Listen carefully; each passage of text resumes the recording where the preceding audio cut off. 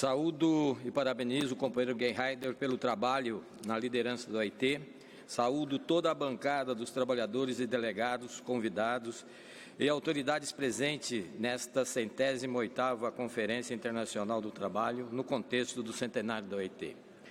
Uma saudação especial à nossa delegação brasileira tripartite, especialmente saúdo a nossa bancada de trabalhadores, que tem a honra de representar nessa conferência.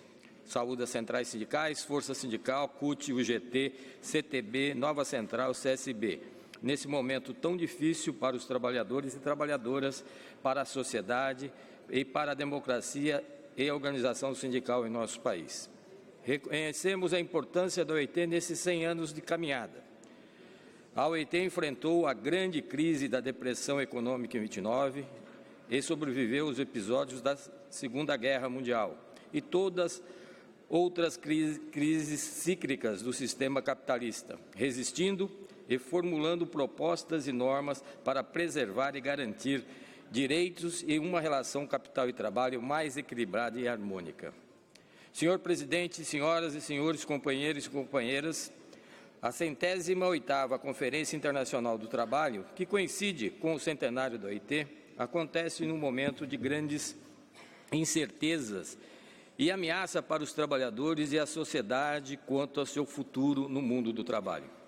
A abertura econômica e as novas tecnologias criaram um mundo interconectado que visa a interdependência crescente no domínio das relações econômicas, além da interação social e a política entre organizações e indivíduos no mundo inteiro.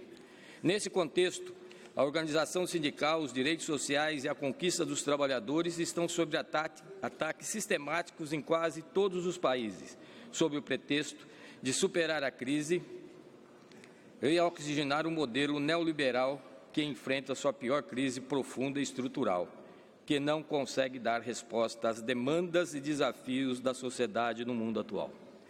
Os trabalhadores do Brasil consideramos muito importante o trabalho e as conclusões da memória do senhor diretor-geral da OIT, a qual está baseada no relatório da Comissão sobre o futuro do mundo do trabalho, especialmente as definições e recomendações que tratam sobre a importância do desenvolvimento sustentável, investimentos na educação e na formação e na qualificação das pessoas, investimento no trabalho decente, investimento nas estruturas que regulam e fortalecem a relação capital-trabalho, o tripartismo, fortalecimento do diálogo social e a democracia.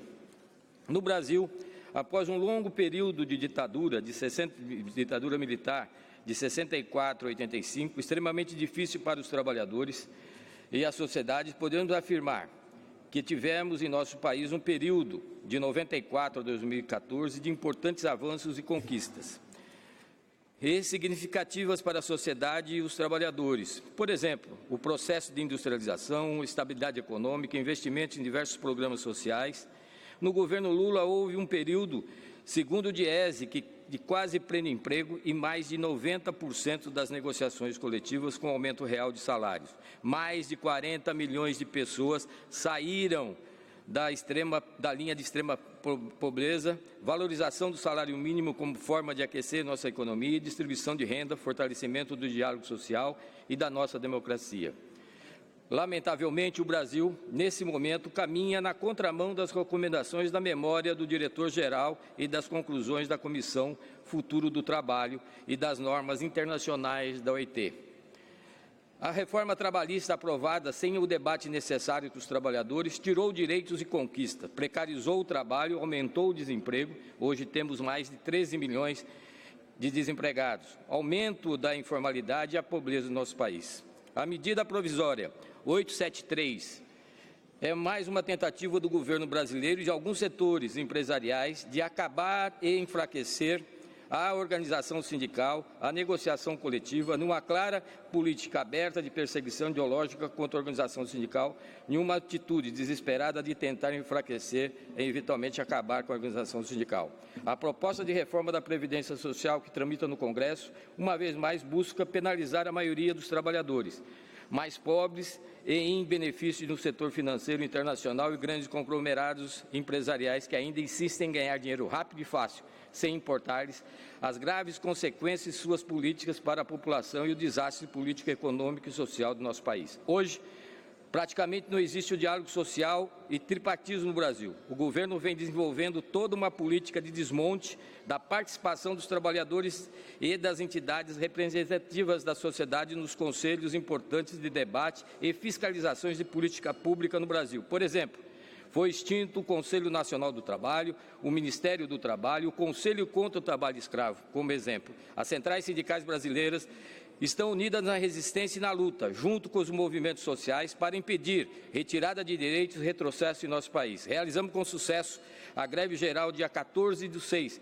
que contou com a adesão de mais de 45 milhões de pessoas em todo o país, sexta-feira passada. Denunciamos nessa importante conferência as graves violações às normas internacionais do trabalho por parte do governo e setores empresariais no Brasil. Nesse caso, convênio 98, 154 e 95 da OIT. Agradecemos o apoio internacional dos trabalhadores e alguns governos e alguns empresários que compreenderam a gravidade da situação no nosso país e apoiaram para que o Brasil, de fato, ficasse na lista curta por flagrante violação nas normas internacionais da OIT. Senhor presidente, nós trabalhadores do Brasil consideramos importantes os avanços da ciência, da tecnologia 4.0 e 5.0, da inteligência artificial, da robótica, etc. Porém, para nós, para todos, cuidados necessários no meio ambiente, com a saúde, moradia, educação e igualdade de oportunidade para todos e todas. Queremos todos, onde homens e mulheres realmente possamos viver em paz e harmonia, forma digna e sermos felizes. Vida longa, OIT. Muito obrigado.